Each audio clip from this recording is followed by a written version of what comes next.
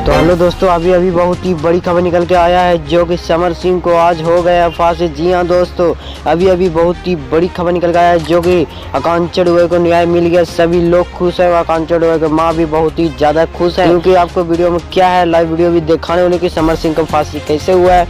तो चलिए वीडियो को शुरू करते हैं। वीडियो को थोड़ा भी स्किप नहीं किया। अगर दोस्तों आप भी आकांक्षा दुबे को सपोर्ट में है तो वीडियो कर दीजिएगा लाइक और चैनल को सब्सक्राइब, क्योंकि पता चल सके कि आकांक्षा दुबे को दुनिया को हटाने में किन किन लोग हैं जो कि समर सिंह को आज फांसी हुआ है। हम लोग धरना प्रदर्शन करूंगी, ये मेरा दावा है। मैं धरना प्रदर्शन इसलिए करूंगी कि ये एक बेटी का सवाल नहीं है, सारे देशवासियों की बेटी को फांसी मिलनी चाहिए, आकांक्षा दुबे को न्याय मिलना चाहिए। तो दोस्तों अभी अभी आपने ये वीडियो देखा है जो कि आकांक्षा दुबे के माँ सभी के सामने जाके आकांक्षा दुबे को न्याय दिलाने के लिए मांग रहे हैं, और सभी लोग भी बोल रहे हैं कि हाँ आकांक्षा दुबे को न्याय मिलेंगे।